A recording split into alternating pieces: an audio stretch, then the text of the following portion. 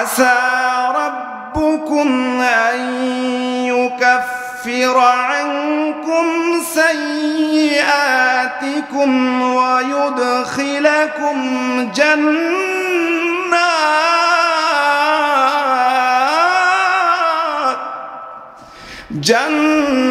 জান্নাতিন তাজরি মিন তাহতিহাল আনহার।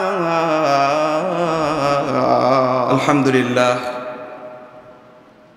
আল্লাহ পাকের দরবারে অসংখ্য শুকর এবং সুজুদ যে মহান রব্বুল আলামিন আজ জিলকদ মাসের সর্বশেষ দিন এবং সর্বশেষ জুমা, এই জুমায় আপনাকে আমাকে হাজারো মানুষের মধ্য থেকে যাচাই বাছাই করে আল্লাহ তাআলা কবুল করেছেন। সেজন্য সে মহান রব্বুল আলামিনকে শুকরিয়া জানিয়ে সকলে সমস্বরে একসাথে জোরে সোরে মোহাব্বতের সাথে জোরে সোরেই বলি আলহামদুলিল্লাহ। সকলেই বলছি রব্বানা লাকাল হামদ হামদান কাসীরান তয়্যিবান মুবারাকান ফীহ ইয়া রাব্বি লাকাল হামদু কামা ইয়ানবাগি লিজালালি ওয়াজহিকা ওয়া আযীমি সুলতানিকা। জোরে সোরে মোহাব্বতের সাথে বলি রব্বানা লাকাল হামদ, লাকাল হামদু বিল ঈমান, লাকাল হামদু বিল কুরআন, লাকাল হামদু বিল ইসলাম। মোহাব্বতের সাথে সকলেই বলি প্রশংসা করলাম কার? সদা সর্বদা, দিনে রাতে, বিপদে আপদে, রাস্তাঘাটে, সব জায়গায় প্রশংসা করতে হবে কার? মোহাব্বতের সাথে বলুন না কার? এজন্য আমরা সদা সর্বদা প্রশংসা করব আল্লাহ সুবহানাহু ওয়া তাআলা। সবাই মোহাব্বতের সাথে বলি ইনশাআল্লাহ। সম্মানিত হাজরিন, আল্লাহ তাআলা প্রশংসা যদি আল্লাহর করি, আল্লাহর যদি কৃতজ্ঞতা আমরা করি, আল্লাহ কি পুরস্কার দিবেন সে কথা কোরআন মাজিদের মধ্যে আল্লাহ তাআলা জানিয়ে দিয়েছেন। বলেন আলহামদুলিল্লাহ। আল্লাহ বলেন লা ইন শাকারতুম লা আযীদান্নাকুম ওয়া লা ইন কাফারতুম ইন্না আযাবি লাশাদীদ। বান্দারে, নিয়ামত পাওয়ার পর যদি আমার কৃতজ্ঞতা করো, নিয়ামতের শুকর করো, স্বীকার করো, তোমার নিয়ামতকে আমি আরো অনেক গুণে বাড়িয়ে দিব। বলেন আলহামদুলিল্লাহ। পক্ষান্তরে নিয়ামত পাওয়ার পরেও যদি আমার নাশুকরি করো, তাহলে শুনে রেখো আমার আযাব বড় কঠিন। ইন্না আযাবি লাশাদীদ, খুব কঠিন আমার আযাব। আল্লাহ তাআলা আল্লাহর আযাব থেকে আমাদেরকে হেফাজত করুন। বলুন আমিন। আমরা আল্লাহর কত নিয়ামত পেয়েছি, এর কোনো হিসাব আছে? নাই। আল্লাহ কালামে পাকের অন্যত্র বলেন ওয়া ইন তাউদ্দু নি'মাতাল্লাহি লা তুহসুহা। আল্লাহ বলতেছেন বান্দারে, এত এত নিয়ামত তোমাকে দিয়েছি আমি, এত এত অনুগ্রহ আমি তোমার উপরে করেছি বান্দা, যেই অনুগ্রহের সংখ্যা গণনা করে শেষ করা সম্ভব না। সুবহানাল্লাহ। এজন্য প্রশংসাও করতে হবে অগণিত, অসংখ্য। আমাদের আল্লাহ যেভাবে ভালোবেসে আমাদেরকে করুণা, আমাদেরকে অনুগ্রহ করেছেন অসংখ্য, আমরাও আল্লাহর প্রশংসা করব অসংখ্য শুকরিয়া আল্লাহর আদায় করতে হবে কি হবে না? ভালো থাকলে আদায় করতে হবে না? আবার যদি কখনো বিপদ আপদের মধ্যে পড়ি, তখন কি আল্লাহকে ভুলে যাব? আল্লাহর নাশুকরি করব? কি করব? শুকরিয়া আদায় করব। শুকরিয়া জানাই আল্লাহ, শুকরিয়া জানাই তোমায়, অসহায় বান্দা মোরা বেঁচে আছি তোমার দয়ায়।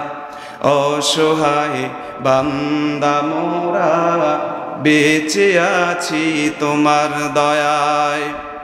বলেন না, শুকরিয়া জানাই আল্লাহ, শুকরিয়া জানাই তোমায়, অসহায় বান্দা মোরা বেঁচে আছি তোমার দয়ায়।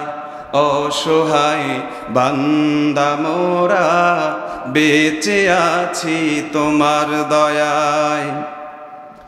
খুঁটিবিহীন নীলিম আকাশ তোমার মহিমা করছে প্রকাশ। খুঁটিবিহীন নীলিম আকাশ তোমার মহিমা করছে প্রকাশ। মেঘরাশি বৃষ্টি ঝড়ায়, মেঘরাশি বৃষ্টি ঝড়ায় তোমার অসীম করুণায়।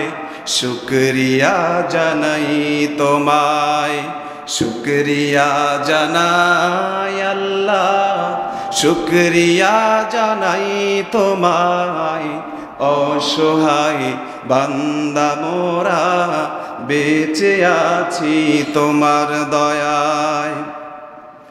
দু চোখ ভরে স্বপ্ন দিলে, বেঁচে থাকার আশা দিলে। দু চোখ ভরে স্বপ্ন দিলে, বেঁচে থাকার আশা দিলে। ফুলে ফলে সাজিয়ে দিলে, ফুলে ফলে সাজিয়ে দিলে। সিন্ধি শ্যামল সুশোভায় শুকরিয়া জানাই তোমায়, শুকরিয়া জানাই আল্লাহ, শুকরিয়া জানাই তোমায়, অসহায় বান্দা মোরা বেঁচে আছি তোমার দয়ায়। মহব্বতের সাথে বলেন আলহামদুলিল্লাহ। আমাদেরকে বাঁচিয়ে রাখছেন কে? সে আল্লাহর প্রশংসা করব তো ইনশাআল্লাহ। আরো জোরে বলেন আলহামদুলিল্লাহ। সম্মানিত হাজিরিন, আজ জিলকদ মাসের শেষ জুমা। কালকে থেকে জিলহজ মাস শুরু। আগামীকালকে জিলহজ মাসের পহেলা তারিখ, 1 তারিখ জিলহজ মাস, হজের মাস, আরাফার মাস, কুরবানির মাস। বলেন আলহামদুলিল্লাহ। এই মাসে অনেক তাৎপর্যমণ্ডিত ঘটনার আলোচনা হওয়া প্রয়োজন। আজকে প্রায় আমি আপনাদের সামনে 5-6টা টপিকের উপর আলোচনা করার ইচ্ছা করেছি। নির্ধারিত সময়ের মধ্যে যতটুকু সংকুলান হয় ততটুকু করব। আপনারা মনোযোগ সহকারে শুনবেন এবং আমি যেন ইয়াকিন ইতমিনানের সাথে বলতে পারি। আল্লাহ আমাদের উভয়কে সে তৌফিক দান করুন, বলুন আমিন। আল্লাহ সুবহানাহু ওয়া তাআলা কালামে পাকের মধ্যে বলেছেন, ওয়াল ফাজরি ওয়া লায়ালিন আশর। কোরআন শরীফের সর্বশেষ পারার মধ্যে একটা সূরা আছে, যে সূরার নাম সূরাতুল ফজর। ফজর সূরার নাম কি? ফজর। সূরার নাম কি? ফজর। ওয়াল ফজর, ফজরের কসম, প্রত্যুষের কসম, ভোরের কসম। ওয়ালায়ালিন আশর, এবং প্রথম দশকের কসম। সকল মুস্তাহিদিন কেরাম, মুফাসসিরিন কেরাম, মুহাদ্দিসিন কেরাম একমত হয়ে বলেছেন ওয়ালায়ালিন আশর, প্রথম দশকের কসম। কোন মাসের প্রথম দশক? এটা হচ্ছে জিলহজ মাসের প্রথম দশক। সুবহানাল্লাহ বলেন। আল্লাহ কসম খায়। কে কসম খায়? মহব্বতে বলেন, কে কসম খায়? আল্লাহ কসম খায়। কোন ছোট জিনিসের, কোন কম মূল্যবান জিনিসের কসম খায় আল্লাহ? আল্লাহ তাআলা অনেক বেশি মূল্যবান জিনিসের কসম খায়। যেহেতু জিলহজ মাসের প্রথম দশকের অনেক মূল্য, জিলহজ মাসের প্রথম দশকের অনেক তাৎপর্য, আল্লাহ তাআলার কাছে জিলহজ মাসের প্রথম দশক অনেক পছন্দের। সেজন্য আল্লাহ সুবহানাহু ওয়া তাআলা জিলহজ মাসের প্রথম দশকের কসম খাইছেন। মুহাব্বতে সুবহানাল্লাহ বলেন। কোন মাসের প্রথম দশকের কসম খাইছেন? জিলহজ মাসের প্রথম দশকের। কালকে থেকে শুরু 10 রজনী বলতে আল্লাহ তাআলা এখানে বুঝাইছেন জিলহজ মাসের প্রথম 10 রজনী। হাদিসের মধ্যে জিলহজ মাসের প্রথম 10 দিন পৃথিবীর শ্রেষ্ঠতম দিন বলে আখ্যায়িত করা হয়েছে। সুবহানাল্লাহ বলেন। ইবনে আব্বাস রাদিয়াল্লাহু তাআলা আনহু থেকে বর্ণিত, রাসূলুল্লাহ সাল্লাল্লাহু আলাইহি ওয়াসাল্লাম ইরশাদ করেন, এমন কোন দিন নাই যার আমল জিলহজ মাসের প্রথম 10 দিনের আমল থেকে আল্লাহর কাছে বেশি প্রিয় হয়। সুবহানাল্লাহ। এমন কোন দিন নাই যেই দিনের আমল জিলহজ মাসের প্রথম 10 দিনের আমলের চাইতে আল্লাহর কাছে বেশি প্রিয় হয়। সুবহানাল্লাহ। নবী আকরাম সাল্লাল্লাহু আলাইহি সাল্লামের কাছে প্রশ্ন করা হলো, হে আল্লাহর রাসূল, আল্লাহর পথে জিহাদ করা থেকেও কি অধিক প্রিয়? আল্লাহর পথে জিহাদ করা থেকেও কি জিলহজ মাসের প্রথম দশকের আমল আল্লাহর কাছে বেশি প্রিয়? আল্লাহ রাসূল সাল্লাল্লাহু আলাইহি সাল্লাম উত্তর দিলেন, নাম, হ্যাঁ, জিহাদ করা থেকেও আল্লাহর কাছে জিলহজ মাসের প্রথম দশকের আমল বেশি প্রিয়। তবে শোনো, যে ব্যক্তি জিহাদে গিয়ে জান এবং মাল দুটোটাই বিসর্জন করে দিয়েছে তারটা বাদে। সুবহানাল্লাহ বলেন। তারটা বাদে। জিহাদে গিয়ে জানও শেষ, মালও শেষ, শহীদ হয়ে গেছে আল্লাহর রাস্তায়, তার ওই দিনের আমল জিলহজ মাসের প্রথম দশকের আমলের চাইতেও বেশি প্রিয়। সুবহানাল্লাহ বলেন। জিলহজ মাসের প্রথম দশকের দিনগুলো আল্লাহর কাছে অধিক মর্যাদাপূর্ণ হওয়ার পিছনে আরো একটা কারণ হলো, এই জিলহজ মাসের প্রথম দশকের দিনগুলোর মধ্যে আছে নামাজ, আছে রোজা, আছে সদকা, আছে হজ, আছে কুরবানি, আছে আরাফা। সুবহানাল্লাহ। এই প্রথম দশকের মধ্যেই কুরবানি, এই প্রথম দশকের মধ্যেই হজ, এই প্রথম দশকের মধ্যেই আরাফা। সুবহানাল্লাহ বলেন। এজন্য জিলহজ মাসের প্রথম দশকের দাম আল্লাহর কাছে কম নাকি বেশি? জিলহজ মাসের প্রথম দশকে রয়েছে আরাফা। আল্লাহ রাসূল বলেছেন, আরাফার দিবস থেকে অধিক অন্য কোন দিন আল্লাহ তার বান্দাদেরকে জাহান্নাম থেকে মুক্তি দেন না। সুবহানাল্লাহ বলেন। আরাফার ময়দানে আল্লাহ তাআলা সবচাইতে বেশি তার বান্দাদের মধ্য থেকে যারা জাহান্নামে গিয়েছে, জাহান্নাম থেকে আরাফার দিনে আল্লাহ তাআলা তাদেরকে বেশি মুক্তি দেন। সুবহানাল্লাহ বলেন। এজন্য আরাফার দিনে আপনার আত্মীয় স্বজন, আপনার পিতামাতা, আপনার ওয়াইফ, আপনার যাহারা নিকটস্থ পাড়া প্রতিবেশী, বন্ধু বান্ধব যারা কবরে গেছে, আরাফার দিনে আল্লাহর কাছে বলবেন, আল্লাহ, আরাফার দিনে নাকি আপনি সবচাইতে বেশি জাহান্নাম থেকে মানুষকে মুক্তি দিয়ে থাকেন, আমার অমুক আত্মীয়টাকে, আমার অমুক স্বজনটাকে আজকে আপনি জাহান্নাম থেকে মুক্তি দিয়ে দেন। বলেন আমিন। আল্লাহ তাআলা আমাদেরকে সে তৌফিক দেন। বলেন আমিন। আব্দুল্লাহ ইবনে ওমর রাদিয়াল্লাহু তাআলা আনহু থেকে আরো একটা জিলহজ মাসের প্রথম দশকের তাৎপর্যমণ্ডিত বর্ণনা জানি। সেটা হচ্ছে নবী করিম সাল্লাল্লাহু আলাইহি সাল্লাম বলেছেন, এই 10 দিনে নেক আমল করার চেয়ে আল্লাহ রাব্বুল আলামিনের কাছে প্রিয় ও মহান কোনো আমল নাই। তোমরা এই সময়ে যেহেতু আল্লাহর কাছে এই 10 দিনের নেক আমল বেশি অধিক পছন্দনীয়, সেহেতু তোমরা এই 10 দিনের মধ্যে বেশি বেশি নেক আমল করো। আর নেক আমলের মধ্যে একটা সবচাইতে ভালো নেক আমল হচ্ছে জিকির। আর জিকিরের মধ্যে সবচাইতে শ্রেষ্ঠ জিকির হইতেছে লা ইলাহা ইল্লাল্লাহ। মুহাব্বতে বলেন না, লা ইলাহা ইল্লাল্লাহ। সেজন্য তোমরা এই দিনে তাহলিল বড়, তাহলিল মানে লা ইলাহা ইল্লাল্লাহ, তাকবীর পড়ো মানে আল্লাহর বরত্ব, আল্লাহু আকবার। এই দিনে তোমরা আল্লাহর তাহমিদ ঘোষণা করো, আল্লাহর প্রশংসা বলো। এই দিনে তোমরা বেশি বেশি এই জিলহজের প্রথম 10 দিনে আল্লাহর জিকিরের মধ্যে ডুবে থাকো। সুবহানাল্লাহ। জিলহজ মাসের প্রথম দশকের দাম আমরা হাদিস থেকে যা জানলাম, বেশি নাকি অনেক বেশি? বেশি নাকি অনেক বেশি? বেশির থেকেও বেশি। সুবহানাল্লাহ। যেই দশকের সম্বন্ধে আল্লাহ তাআলা কসম খাইছে। এজন্য জিলহজ মাসের প্রথম দশককে কি আমরা ছোট করে দেখবো নাকি অনেক বড় করে দেখবো? গুরুত্ব সহকারে দেখবো নাকি তুচ্ছতাচ্ছিল্য করবো? আল্লাহ তাআলা আমাদেরকে তৌফিক দান করেন। বলেন না আমিন। এজন্য এই দিনে কিছু আমল আছে, সেই আমলগুলো করতে রাজি আছি ইনশাআল্লাহ আমরা। 1 নাম্বার, জিলহজ মাসের আমল কুরআন এবং হাদিস থেকে যেটা প্রতীয়মান হয়, 1 নাম্বার জিলহজ মাসের প্রথম দশকের আমল হচ্ছে তওবা। আল্লাহ সুবহানাহু ওয়া তাআলা মুমিনকে তওবার জন্য বারবার কোরআনে পাকের মধ্যে নির্দেশ দিয়েছেন। সুবহানাল্লাহ বলেন। তাওবা অর্থ প্রত্যাবর্তন করা, রিটার্ন ব্যাক করা, ফিরে আসা, আল্লাহ তাআলার নাফরমানি থেকে ফিরে আসা, আল্লাহর হুকুমের পাবন্দি করার উপর দৃঢ় প্রত্যয় ব্যক্ত করা এবং অতীতের কৃতকর্মের উপর অনুতপ্ত ও লজ্জিত হয়ে তা ছেড়ে দেওয়া এবং ভবিষ্যতে আর কখনো আল্লাহর নাফরমানি না করা ও তার হুকুমের অবাধ্য না হওয়ার ব্যাপারে দৃঢ় সংকল্প করা। এই দিনগুলোতে তওবা করে আল্লাহর নৈকট্য লাভ করার একটা সুবর্ণ সুযোগ রয়েছে। সুবহানাল্লাহ। আল্লাহ বলেন এজন্য, ইয়া আইয়ুহাল্লাযীনা আমানু তুবু ইলাল্লাহি তাওবাতান নাসুহা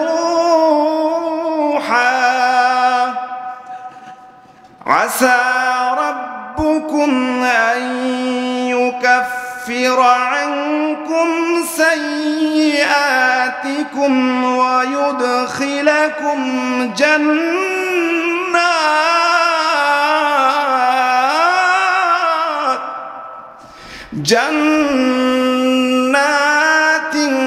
تجري من تحتها الأنهار।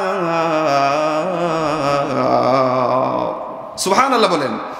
আল্লাহ মুমিনকে ডাক দিয়ে বলতেছে, ও মুমিন, ইলা তাওবাতুবু ইলাল্লাহি তাওবাতান নাসুহা, আমার দিকে ফিরে আসো, আমার দিকে তওবা করো। কেমন তওবা করবা? তওবা করার মতো তওবা করবা। তওবা করলা দুপুরে আবার বিকালে গুনাহ করবা, এমন তওবা না।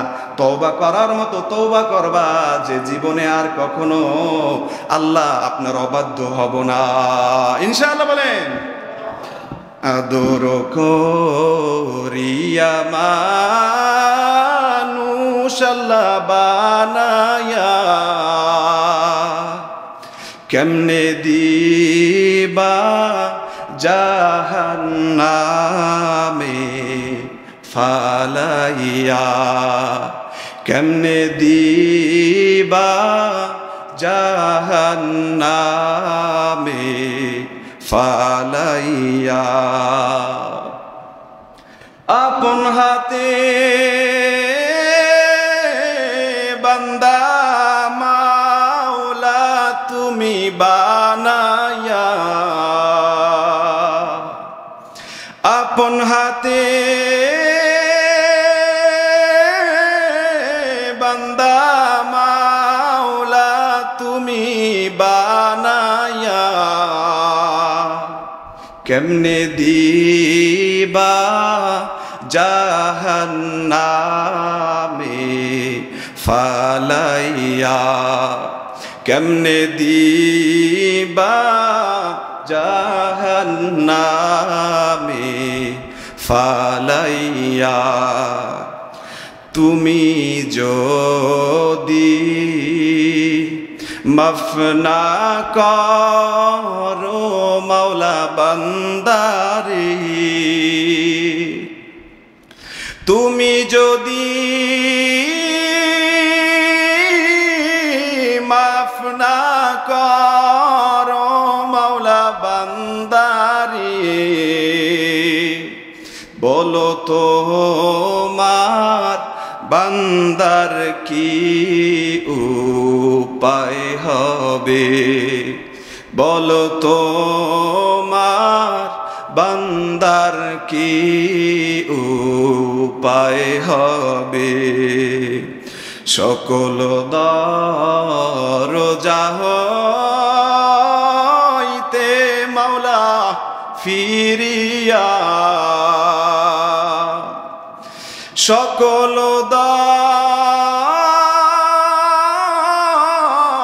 দরজা হইতে মাওলা ফিরিয়া, তোমারি দরজায় রইলাম পড়িয়া, তোমারি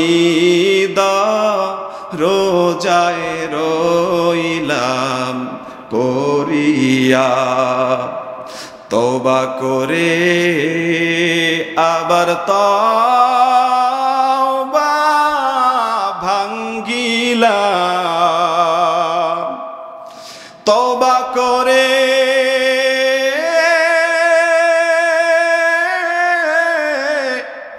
আবার তওবা ভাঙ্গিলাম, অবশেষে খাঁটি তওবা করিলাম, অবশেষে খাঁটি তওবা করিলাম। বলেন আমিন। আল্লাহ তাআলা আমাদেরকে এভাবে খাঁটি তওবা করার তৌফিক দেন, বলেন আমিন। হাজিরিন,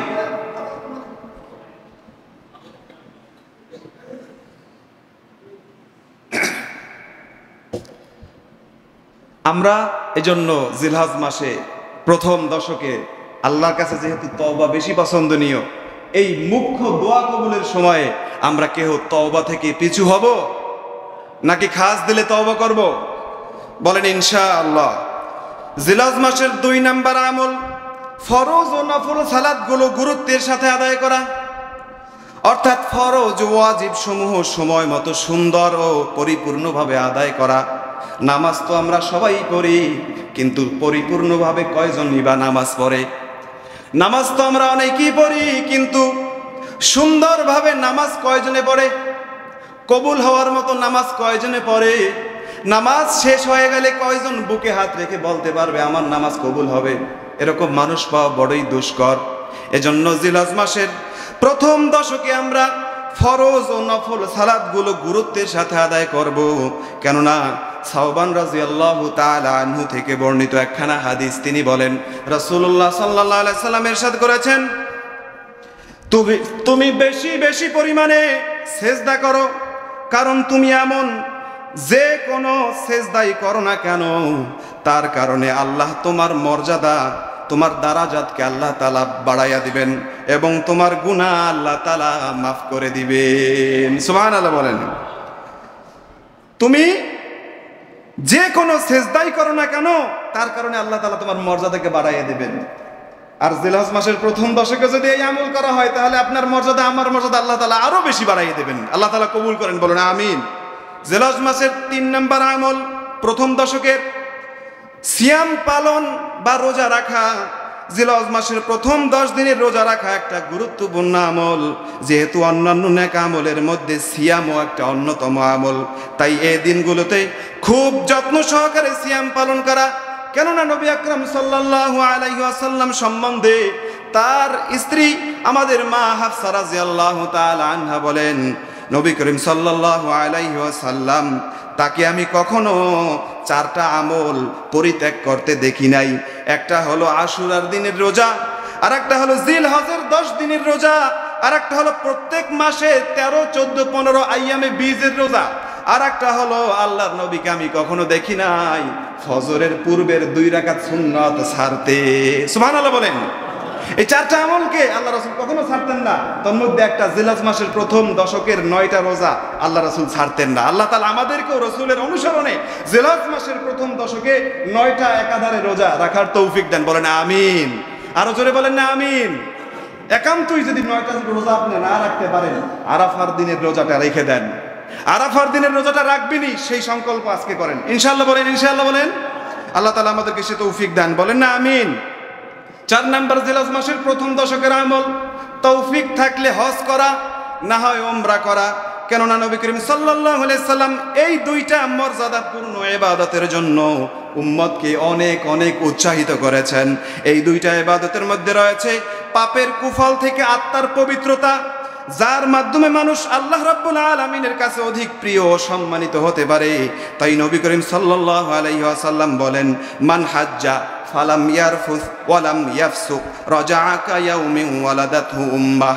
রাসূলুল্লাহ সাল্লাল্লাহু আলাইহি সাল্লাম বলতেছেন, যে ব্যক্তি হজ করেছে তাতে কোনো অশ্লীল আচরণ করে নাই এবং কোনো পাপে লিপ্ত হয় নাই, রাসূলুল্লাহ বলেন সে সেই দিনের মতো নিষ্পাপ হয়ে গেল যেদিন তার মা তাকে দুনিয়াতে প্রসব করেছে। হজ করতে মনে চায়? বলেন না, হজ করতে মনে চায়নি? এই যে নিউজে দেখলাম, চাঁপাইনবাবগঞ্জের একটা লোক, অতি গরিব কৃষক চাষি মানুষ, জমি বিক্রি করে আর চাষ করা টাকা দিয়া জমাইতে জমাইতে কিছু টাকা দিয়া, জমি বিক্রি করা টাকা দিয়া এখন বর্তমানে সে মক্কায় আছেন, হজ করতেছেন। সুবহানাল্লাহ বলেন। জমি বিক্রি করে হজ করতে গেছে। সাংবাদিক ভিডিওতে দেখা গেছে যে এই লোকটার গায়ে যে জামাটা ছিদ্র, ফুটা জামা, বলতেছে আপনি একটা নতুন জামা কেনার মতো টাকা ছিল না আপনার কাছে? বলতেছে না, একেবারে টাই টাকা ছিল, একেবারে সমান টাকা ছিল, যেই টাকা দিয়ে আমি মনে খুব আশা করেছি ইব্রাহিম আলাইহিস সালামের হাতের তৈরি কাবা প্রদক্ষিণ করব, তাওবা করব, নবীজির রওজা জিয়ারত করব, 2 ফোঁটা চোখের পানি ছেড়ে দিব। সুবহানাল্লাহ। এটা হলো হজ, অন্তর থেকে করার জিনিস, লোক দেখানোর জিনিস নয়। এজন্য তৌফিক থাকলে হজ করা, কারণ হজ করলে নিষ্পাপ মাসুম বাচ্চার মতো নিষ্পাপ হয়ে যাওয়া যায়। সুবহানাল্লাহ বলেন। আল্লাহ রাসূল সাল্লাল্লাহু আলাইহি সাল্লাম বলতেছেন, উমরা সম্বন্ধে আল্লাহ রাসূল বলেছেন, এক উমরা থেকে অন্য উমরা তার মধ্যবর্তী যে পাপ সমূহ হয়েছে, উমরা করার কারণে অটোমেটিক সে সকল পাপের কাফারা হয়ে গেল। তাহলে তৌফিক থাকলে উমরা করতে পারিনি আমরা ইনশাআল্লাহ? নিয়ত করতে পারিনি ইনশাআল্লাহ? আল্লাহ তাআলা আমাদের তৌফিক দান, বলেন আমিন। জিলহজ মাসের 5 নাম্বার আমল আল্লাহর বেশি বেশি জিকির করা। এই দিনসমূহে অন্যান্য আমলের মাঝে জিকিরের এক বিশেষ মর্যাদা রয়েছে, যেমন হাদিসের মধ্যে এসেছে, আব্দুল্লাহ ইবনে ওমর রাদিয়াল্লাহু তাআলা আনহু থেকে বর্ণিত, নবী করিম সাল্লাল্লাহু আলাইহি ওয়াসাল্লাম বলেছেন, হাদিসটা কে বর্ণনা করছেন বুঝছেন? ওমরের ছেলে আব্দুল্লাহ। সুবহানাল্লাহ বলেন। কার ছেলে আব্দুল্লাহ? ওমরের ছেলে আব্দুল্লাহ। তার থেকে হাদিসখানা তিনি বলতেছেন, রাসূলুল্লাহ সাল্লাল্লাহু আলাইহি ওয়াসাল্লাম ইরশাদ ফরমাইছেন, জিলহজ মাসের প্রথম দশকের এই 10 দিনে নেক আমল করার চেয়ে আল্লাহ রাব্বুল আলামিনের কাছে অধিক প্রিয় মহান আর কোনো আমল নাই। তোমরা এই 10 দিনে বেশি বেশি তাহলিল পড়ো, বেশি বেশি তাকবীর পড়ো, বেশি বেশি তাহমিদ করো, লা ইলাহা ইল্লাল্লাহ, সুবহানাল্লাহ, ওয়ালহামদুলিল্লাহ, লা ইলাহা ইল্লাল্লাহ, সুবহানাল্লাহ, ওয়ালহামদুলিল্লাহ, লা ইলাহা ইল্লাল্লাহ। তুমি বাঁচাও, তুমি মারো, অবিরত ক্ষমা করো, তুমি বাঁচাও, তুমি মারো, অবিরত ক্ষমা করো। তোমার কাছে যে জন তবু, তোমার কাছে যে জন কভু, ফিরাও না তুমি কাউকে মাওলা। সুবহানাল্লাহ, লিল্লাহ, লা ইলাহা ইল্লাল্লাহ, সুবহানাল্লাহ, আলহামদুলিল্লাহ, লা ইলাহা ইল্লাল্লাহ। তাহলে আমরা জিলহজ মাসের প্রথম দশকে বেশি বেশি জিকির করব ইনশাআল্লাহ। বলেন লা ইলাহা ইল্লাল্লাহ বলবো, আল্লাহু আকবার বলবো, আলহামদুলিল্লাহ বলবো ইনশাআল্লাহ। এই দিনগুলোতে বেশি বেশি তাকবীর, তাহলিল, তাহমিদ পড়া, এটা হলো জিলহজ মাসের 6 নাম্বার আমল। আল্লাহু আকবার, লা ইলাহা ইল্লাল্লাহ, আল্লাহু আকবার, আল্লাহু আকবার, ওয়ালিল্লাহিল হামদ, আল্লাহু আকবার, আল্লাহু আকবার, লা ইলাহা ইল্লাল্লাহ, আল্লাহু আকবার, আল্লাহু আকবার, ওয়ালিল্লাহিল হামদ। একটা মজার হাদিস শুনেন। সাহাবী আব্দুল্লাহ ইবনে ওমর ও আবু হুরায়রা রাদিয়াল্লাহু তাআলা আনহুমা জিলহজ মাসের এই প্রথম দশকে বাজারে যেতেন এবং তাকবীর পাঠ করতেন। লোকজনও তাদের তাকবীরের আওয়াজ শুনতো, তাদের তাহমিদের আওয়াজ শুনতো। অর্থাৎ আল্লাহ রাসূল সাল্লাল্লাহু আলাইহি ওয়াসাল্লাম এর এই 2 প্রিয় সাহাবী লোকজনকে শোনায়া শোনায়া জোরে জোরে তাকবীর পড়তেন। সুবহানাল্লাহ বলেন। আব্দুল্লাহ ইবনে ওমর এবং আবু হুরায়রা এরা জোরে জোরে তাকবীর পড়তে পড়তে যাইতো, আর পাশের মানুষরা, রাস্তার অন্যান্য মানুষরা, বাজারের অন্যান্য লোকেরা এই তাকবীর শুনে শুনে তারাও তাদের সাথে তাল মিলিয়ে মিলিয়ে তাকবীর পড়তো। আল্লাহু আকবার, আল্লাহু আকবার, লা ইলাহা ইল্লাল্লাহ, আল্লাহু আকবার, ওয়ালিল্লাহিল হামদ। ইমাম বুখারী রাহিমাহুল্লাহ বলেন, ইবনে ওমর ও আবু হুরায়রা রাদিয়াল্লাহু তাআলা আনহুমা এই 10 দিনের তাকবীর বলতে বলতে বাজারের সুবহানাল্লাহ বলেন মানুষরা। ইমাম বুখারী কে বলতেছেন? ইমাম বুখারী রাহিমাহুল্লাহ বলতেছেন, ইবনে ওমর মিনায় তাবুর মধ্যে এই তাকবীর বলতেন, মসজিদের লোকেরা এই তাকবীর শুনতো, অতঃপর তারাও তাকবীর বলতো এবং বাজারের লোকেরাও তাদের সাথে তাকবীর বলতো। এক পর্যায়ে পুরো মিনা তাকবীরে মুখরিত হয়ে যেত। সুবহানাল্লাহ বলেন। একটু আমরাও একটু মসজিদটাকে তাকবীর দিয়ে মুখরিত করতে পারি না ইনশাআল্লাহ? আল্লাহু আকবার, আল্লাহু আকবার, লা ইলাহা ইল্লাল্লাহু, আল্লাহু আকবার, আল্লাহু আকবার, ওয়ালিল্লাহিল হামদ। জিলহজ মাসের 7 নাম্বার আমল আরাফার দিনে রোজা রাখা। কোন দিনে রোজা রাখা? আরাফার দিনে রোজা রাখা। আবু কাতাদা রাদিয়াল্লাহু তাআলা আনহু হতে বর্ণিত, রাসূলুল্লাহ সাল্লাল্লাহু আলাইহি ওয়াসাল্লাম বলেছেন, রোজা রাখা সম্পর্কে আল্লাহ রাসূল সাল্লাল্লাহু আলাইহি সাল্লামের কাছে জিজ্ঞাসা করা হলো আরাফার রোজা রাখা সম্পর্কে। আল্লাহ রাসূল বললেন, আহতাসিবু আলাল্লাহি আইয়ুকাফিরাস সানাতাল্লাতী ক্বাবলাহ ওয়াস সানাতাল্লাতী বা'দাহ। রাসূল বলেন, যে ব্যক্তি আরাফার দিনে রোজা রাখলো, পূর্বের 1 বছর এবং আগামী 1 বছর, মোট 2 বছরের গুনাহ আল্লাহ তাআলা মাফ করে দিবে। আরাফার দিনে রোজা কি ছাড়বেন নাকি রাখবেন? বলেন না, রাখবেন কিনা? আরো জোরে বলেন ইনশাআল্লাহ। আমাদেরকে তৌফিক দেন আল্লাহ তাআলা। কুরবানির দিন অর্থাৎ জিলহজ মাসের 10 তারিখে কুরবানি করা, এটাও একটা জিলহজ মাসের প্রথম দশকের আমল। বলেন সুবহানাল্লাহ। জিলহজ মাসের প্রথম দশকের শেষ আমল, 8 নাম্বার আমল কি? জিলহজ মাসের 10 তারিখ অর্থাৎ ঈদুল আজহার দিনে আল্লাহর জন্য একটা প্রাণী, হালাল প্রাণী জবাহ করা। আল্লাহ তাআলা আমাদের সাথে তৌফিক দান, বলেন আমিন। আল্লাহ রাসূল সাল্লাল্লাহু আলাইহি সাল্লাম কুরবানির দিনটাকে বলছেন ইয়াউমুল হাজ্জিল, ইয়াউমুল হাজ্জিল আকবার, ইয়াউমুল হাজ্জিল আকবার। কোরআন অর্থাৎ হাদিসে নববীর মধ্যে আসছে আল্লাহ রাসূল কুরবানির দিনটাকে বলছেন ইয়াউমুল হাজ্জিল আকবার, অর্থাৎ শ্রেষ্ঠ হজের দিন। সুবহানাল্লাহ বলেন, শ্রেষ্ঠ হজের দিন। যে দিনে হাজিগণ তাদের পশু জবাহ করে, হজকে পূর্ণ করে।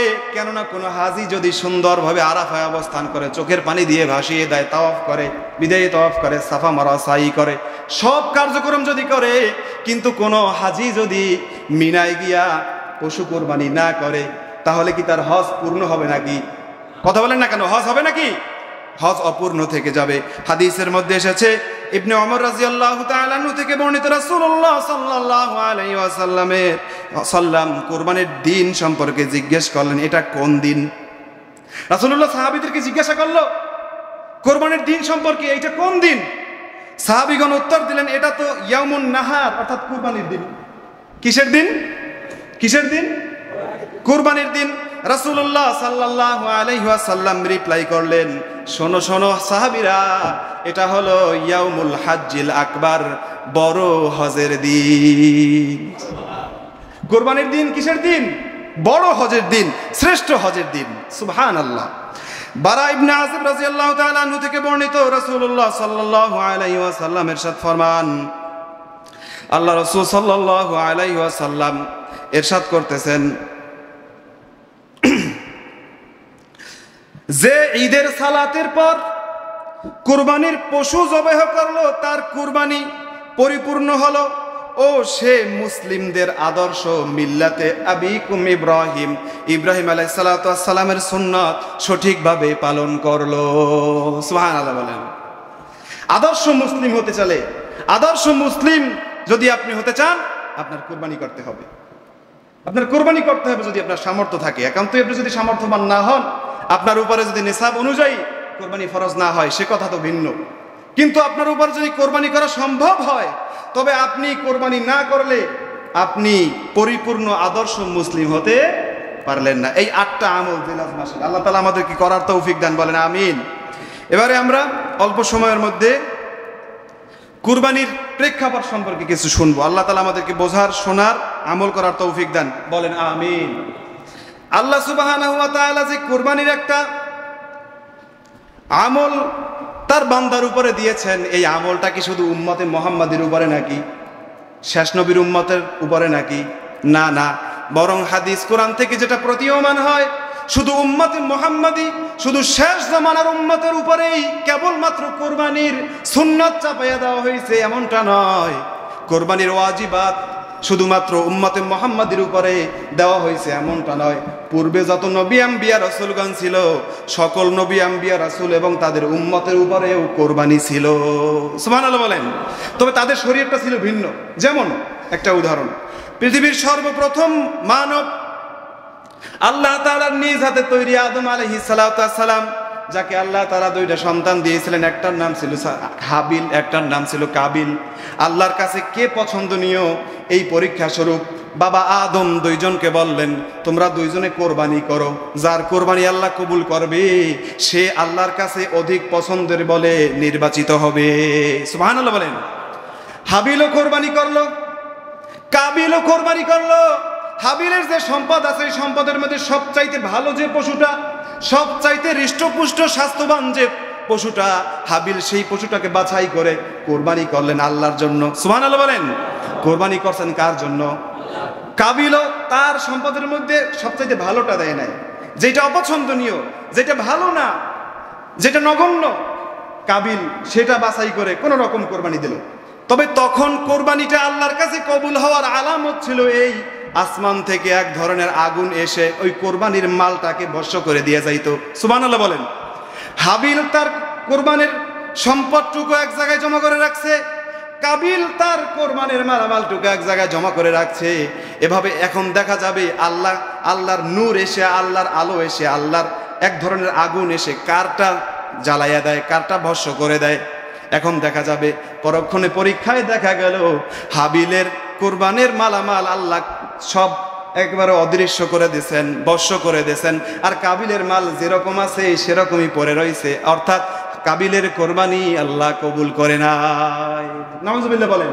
আর হাবিলের কোরবানি আল্লাহ কন্যা, হাবিলের কোরবানি আল্লাহ কবুল করছেন। আল্লাহ তাআলা কোরআন মাজিদের মধ্যে বলতেছেন, ওয়াতলু আলাইহিম নাবা আবনা আদম বিল হাক্কি ইয ক্বাররাবা কুরবানান ফাতুকুব্বিলা মিন আহাদিহিমা ওয়া লাম ইয়াতাকাব্বাল মিনাল আখির ক্বালা লাআকতুলান্নাক ক্বালা ইন্নামা ইয়াতাকাব্বালুল্লাহু মিনাল মুত্তাকিন। সুবহানাল্লাহ। আল্লাহ রাসূলকে নির্দেশ দিতেছেন, হে রাসূল, আপনি তাদেরকে আদমের 2 পুত্রের বৃত্তান্ত যথাযথভাবে পাঠ করে শুনিয়ে দেন। যখন তারা উভয়েই কোরবানি করেছিল, তখন একজনের কোরবানি কবুল হয়েছিল এবং অন্যজনের কোরবানি কবুল হয় নাই। সে হলো কাবিল। আর কাবিল রাগান্বিত হয়ে বলল, আমি তোমাকে অবশ্যই হত্যা করব, লা আকতুলান্নাকা। কাবিল রাগ হয়ে বলতেছে, আমার কোরবান কবুল হয় নাই, হাবিল তোর কোরবান কবুল হয়েছে। হিংসার বশবর্তী হয়ে, অহংকারের দাপটে কাবিল ডাক দিয়ে বলল, হাবিল রে, লা আকতুলান্নাকা, আমি তোকে অবশ্যই অবশ্যই হত্যা করব। ক্বালা ইন্নামা ইয়াতাকাব্বালুল্লাহু মিনাল মুত্তাকিন। জবাবে হাবিল বলল, অবশ্যই আল্লাহ মুত্তাকিদের কোরবানি কবুল করে। তুই তো মুত্তাকি না। সুবহানাল্লাহ বলেন। মুত্তাকি যদি হইতে পারো, কোরবানি কবুল হবে। লক্ষ লক্ষ টাকা দিয়া এলাকার মধ্যে সর্ববৃহৎ গরু জবাই দিয়ে নাম করতে পারো, কোরবানি কবুল হবে না। ঠিক না বা ঠিক?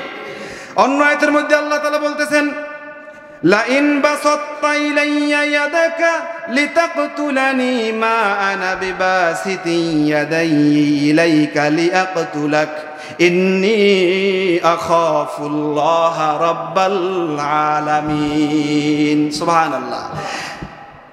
কাবিল রাগান্বিত হয়ে হাবিলকে বলতেছে যে কথাগুলো, সেই কথাগুলো আবার কোরআনের মধ্যে আল্লাহ তাআলা তুলে ধরেছেন। সুবহানাল্লাহ। উম্মতে মুহাম্মাদীকে শিখাইতেছে আল্লাহ যে, বেটা, লক্ষ লক্ষ টাকা দিয়ে সবচেয়ে সুন্দর হৃষ্টপুষ্ট বড় বিগ সাইজের গরু কোরবানি দাও, উট কোরবানি দাও।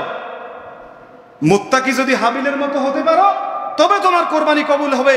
আর যদি তুমি যত বড়ই প্রভাবশালী হও না কেন, তোমার নামাজ নাই, রোজা নাই, কোনো আমল নাই, আল্লাহর কোনো হুকুম তুমি মানো না, কোরবানির দিনে এসে তুমি একটা বিগ সাইজের গরু দিয়া কোরবানি দিয়া এলাকার মধ্যে নাম করলা, তুমি মুত্তাকি না।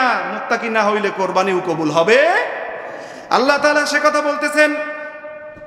হাবিল কাবিলকে বলতেছে, যদি তুমি আমাকে হত্যা করতে আমার দিকে হাত বাড়াও, তবু হাবিল কাবিলকে বলতেছে যে তুমি যদি আমাকে হত্যা করার জন্য হাত বাড়াও, তবু আমি তোমাকে হত্যা করব না। হত্যা করব না। হাবিল বলতেছে, কেননা আমি বিশ্ব জগতের প্রতিপালক, ইন্নী আখাফুল্লাহ রাব্বাল আলামিন, আল্লাহকে ভয় করি। সুবহানাল্লাহ বলেন। আল্লাহ তাআলা কি হত্যা করা কি কখনো গ্রহণ করে? হত্যা করা মহাপাপ।